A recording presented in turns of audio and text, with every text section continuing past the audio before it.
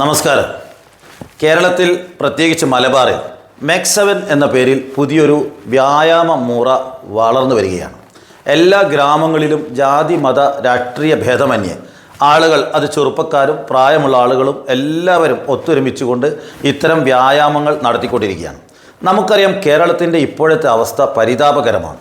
കേരളം വിട്ടാൽ മറ്റ് സംസ്ഥാനങ്ങളിൽ ഒരു പട്ടണത്തിൽ പരമാവധി 1-2 ആശുപത്രികൾ ഉള്ളപ്പോൾ കേരളത്തിൽ എല്ലാ പട്ടണങ്ങളിലും ഇപ്പോൾ പട്ടണങ്ങൾ വിട്ട് ഗ്രാമങ്ങളിൽ ഇത്തരത്തിലുള്ള മൾട്ടി സ്പെഷ്യാലിറ്റി ആശുപത്രികൾ വളർന്നു വരികയാണ്. നേരത്തെ കേരളത്തിൻ്റെ പുറത്തായിരുന്നു കരൾ മാറ്റിവെക്കൽ ശസ്ത്രക്രിയയെങ്കിൽ ഇന്ന് കേരളത്തിലെ ഏതാണ്ട് എല്ലാ ജില്ലാ കേന്ദ്രങ്ങളിലുമുള്ള ആശുപത്രികളിൽ ഒന്നിലധികം കരൾ മാറ്റിവെക്കൽ ശസ്ത്രക്രിയ നടത്തുന്ന ആശുപത്രികളുണ്ട്. വ്യാപകമായി ഏതാണ്ട് എല്ലാ ഗ്രാമങ്ങളിലും ഒരാൾക്കെങ്കിലും കിഡ്നി മാറ്റിവെച്ച അനുഭവമാണ് കേരളത്തിനുള്ളത്. അതേപോലെ ഫാറ്റി ലിവർ പരിശോധിക്കുന്ന എല്ലാ മലയാളിക്കും ഏതാണ്ട് ഫാറ്റി ലിവറിൻ്റെ പിടിയിലാണ്. അതേപോലെ കൊളസ്ട്രോൾ, ഒരു 60% ആളുകളും കൊളസ്ട്രോൾ ബാധിതരാണ്. അതേപോലെ ഹൃദ്രോഗികൾ എണ്ണം വർദ്ധിക്കുകയാണ്.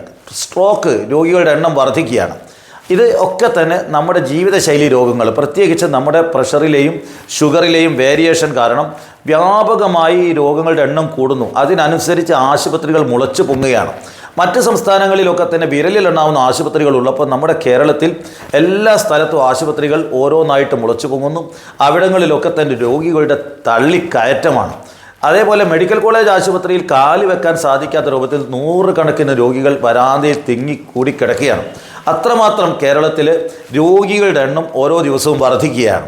ഞാൻ തന്നെ കഴിഞ്ഞ ദിവസം പാത്തോളജി ലാബിൽ ഒരു റിസൾട്ടിന് വേണ്ടി അന്വേഷിച്ച സമയത്ത് 2 ആഴ്ചക്കും കൊടുക്കാൻ കഴിയില്ല, 1 മാസത്തേക്കും കൊടുക്കാൻ കഴിയാത്ത അവസ്ഥയാണ്. കാരണം അവിടെ പരിശോധിക്കാൻ കഴിയുന്നതിൻ്റെ 10-20 ഇരട്ടി രോഗികളാണ് ക്യാൻസർ രോഗികളായിട്ട് വരുന്നത്.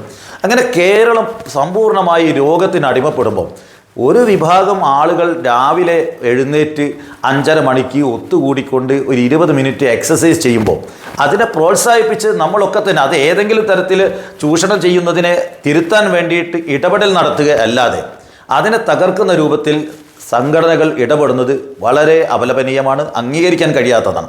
സ്വന്തം അണികൾ ഒരു സമൂഹത്തിലേക്ക് ഇറങ്ങിച്ചെല്ലുന്ന സമയത്ത് പൊതുസമൂഹത്തിൽ ഇടപെടുമ്പോൾ അവൻ തെറ്റുകളിലേക്ക് ചാടിപ്പോകുമെന്ന് ഭയപ്പെടുന്നുണ്ടെങ്കിൽ അത് ഓരോ സംഘടനകളുടെയും ദൗർബല്യമാണ്, കഴിവില്ലായ്മയാണ്. സ്വന്തം സംഘടനകളിൽ കാര്യപ്രാപ്തിയില്ലാത്ത, ബോധമില്ലാത്ത അണികളാണ് എന്ന് തുറന്ന് സമ്മതിക്കുന്ന അവസ്ഥയാണ്. ഒരു തരം ഭീരുത്വമാണ്. ഓരോരുത്തരും വളർന്നു വരുന്ന ആളുകളാണ്, ചിന്തിക്കാൻ കഴിയുന്ന ആളുകളാണ്. മലയാളികൾക്ക് ഇതൊക്കെ മനസ്സിലാവും. അവരൊരു സമൂഹത്തിൽ പോയാൽ തങ്ങളുടെ നിലപാടിനെതിരാണ്, അല്ലെങ്കിൽ തീവ്രവാദത്തിൻ്റെയോ വർഗീയതയുടെയോ ആശയങ്ങൾ ഏതെങ്കിലും സംവിധാനത്തിൽ വളർന്നു വന്നാൽ അതിനെ ചോദ്യം ചെയ്യാനും എതിർക്കാനും അതിൽ നിന്ന് വിട്ടുനിൽക്കാനും സാധിക്കുന്ന ആളുകളാണ് മലയാളികൾ. അതുകൊണ്ട് അത് ഓരോ പൗരനും നോക്കിക്കൊള്ളട്ടെ. അവർക്കറിയാം എന്താണ് സംവിധാനം. അങ്ങനെ ഏതെങ്കിലും ഒരു സംവിധാനത്തിൽ ആകൃഷ്ടരാവുകയാണെങ്കിൽ എന്നേ കേരളം മതവർഗീയവാദികൾക്ക് അടിമപ്പെടുമായിരുന്നു. അതുകൊണ്ട് അങ്ങനെയൊന്നും സംഭവിക്കാൻ പോകുന്നില്ല. ആളുകൾ മനസ്സിലാക്കട്ടെ. തെറ്റുകളുണ്ടെങ്കിൽ ആളുകൾ അവിടെ നിന്ന് ചോദ്യം ചെയ്യട്ടെ. ഇപ്പോൾ നടന്നു വരുന്ന മെക്സവൻ എന്ന് പറയുന്ന വ്യായാമ സംവിധാനം സ്വാഗതാർഹമാണ്. കേരളത്തിൽ അത് വളർന്നു വന്നതുകൊണ്ട് കുറേ മാറ്റമുണ്ട്. ആളുകൾക്ക് കുറച്ചെങ്കിലും ഇത്തരം ജീവിതശൈലി രോഗങ്ങളിൽ നിന്ന് ഒരു മുക്തി ലഭിക്കുകയാണെങ്കിൽ അതിനെ സ്വാഗതം ചെയ്യേണ്ടതാണ്. നമുക്കതിനെ പ്രോത്സാഹിപ്പിക്കാം. അത്തരം സംവിധാനങ്ങളെ തകർക്കുന്ന രൂപത്തിൽ ഇടുങ്ങിയ ചിന്താഗതികളിലേക്ക് പൊതുസമൂഹം പോകരുത്. നമ്മളൊക്കെ തന്നെ വിവിധ സംഘടനകളുടെ സഹായം പറ്റുന്ന എത്ര ആളുകളുണ്ട് സമൂഹത്തിൽ. അതിനെയൊക്കെ ആളുകൾ ആ പാർട്ടികളിലേക്ക് പോകും. ഞാൻ ചോദിക്കട്ടെ, കോഴിക്കോട് മെഡിക്കൽ കോളേജിൽ അതോടനുബന്ധിച്ച് CH സെൻ്ററിൻ്റെ ഒരു ഡയാലിസിസ് സെൻ്ററുണ്ട്. അവർക്കൊരു സേവന വിഭാഗമുണ്ട്. അതേപോലെ സുന്നി AP വിഭാഗത്തിന് അവിടെ സഹായി എന്ന പേരിൽ ഒരു സേവന കേന്ദ്രമുണ്ട്. എത്ര ആളുകൾ അവിടുന്ന് ഭക്ഷണം വാങ്ങുന്നു, മരുന്ന് വാങ്ങുന്നു. അതേപോലെ തന്നെ സേവാഭാരതി എന്ന് പറഞ്ഞ് BJPക്ക് ഒരു സംവിധാനമുണ്ട്. അവിടെ എല്ലാവർക്കുമുണ്ട്. മുജാഹിദ്, DYF എല്ലാ ദിവസവും 100 കണക്കിന് ഭക്ഷണ പൊതികൾ അവിടെ വിതരണം ചെയ്യുന്നു. ഇങ്ങനെ DYFയുടെ ഭക്ഷണം വാങ്ങുന്ന ആളുകളൊക്കെ ഇടതുപക്ഷമായി മാറുമോ? സേവാഭാരതിയിൽ പോയിട്ട് ഏതെങ്കിലും ഒരു സംവിധാനം ഉപയോഗപ്പെടുത്തുന്ന ആളുകൾ BJP ആയിട്ട് മാറുമോ? അതേപോലെ തന്നെ CH സെൻ്ററിൻ്റെ എന്തെങ്കിലും മരുന്നോ ഭക്ഷണം വാങ്ങുന്ന ആളുകൾ ലീഗിന് വോട്ട് ചെയ്യുമോ? സഹായിയുടെ സഹായം വാങ്ങുന്ന ആളുകൾ അവരൊക്കെ തന്നെ AP സുന്നിയുടെ ആളായി മാറും. അങ്ങനൊന്നും സംഭവിക്കാൻ പോകുന്നില്ല. അവരൊക്കെ തന്നെ സമൂഹം കൊടുക്കുന്നത് ഇന്ന ആളുകൾക്ക് കൊടുക്കാനുള്ള സഹായം അല്ല, അത് പൊതുസമൂഹത്തിൽ പാവപ്പെട്ടവർക്ക് കൊടുക്കാൻ വേണ്ടിയിട്ട് ആളുകൾ കൊടുക്കുന്ന സംഭാവനയാണ്. അത് പാവപ്പെട്ടവൻ്റെ അവകാശമാണ് അത് വാങ്ങുക അല്ലെങ്കിൽ അത് ഉപയോഗിക്കുക എന്നുള്ളത്. ആളുകൾ ആ നിലക്ക് തന്നെയാണ്. അല്ലാതെ ആരും സി എച്ച് സെൻ്ററിന് ലീഗുകാരന് മാത്രം സഹായിക്കാൻ ആരും സഹായം കൊടുക്കുന്നില്ല.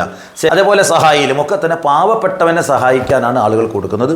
അത് പാവപ്പെട്ടവൻ വാങ്ങട്ടെ, അവൻ ഉപയോഗിക്കട്ടെ എന്ന് വെച്ചിട്ട് അവനൊക്കെ തന്നെ ആശയം മാറുകയാണ്. ഇതൊക്കെ ഒരുമാതിരി എന്തെങ്കിലും ഒരു സംവിധാനത്തിൻ്റെ ഭാഗമാകുമ്പോഴത്തേക്ക് അവനൊക്കെ തന്നെ നിലപാട് മാറും എന്നൊക്കെ പറയുന്നത് ഓരോ ആദർശങ്ങളുടെയും ദൗർബല്യത്തെ സ്വയം വിളിച്ചു പറയുന്നതാണ്. അത്തരം നിലപാടുകൾ മാറ്റണം. ആളുകളൊക്കെ തന്നെ സമൂഹത്തിൽ ഇഴചേർന്നുകൊണ്ട്, സമൂഹത്തിൽ ഇടപഴകിക്കൊണ്ട്, ഇത്തരം സംവിധാനങ്ങളുമായി ചേർന്നുകൊണ്ട് വളർന്നു വരട്ടെ, പ്രവർത്തിക്കട്ടെ. നമുക്കിതിനെ സ്വാഗതം ചെയ്യാം, അതിനെ പ്രോത്സാഹിപ്പിക്കാം. നന്ദി, നമസ്കാരം.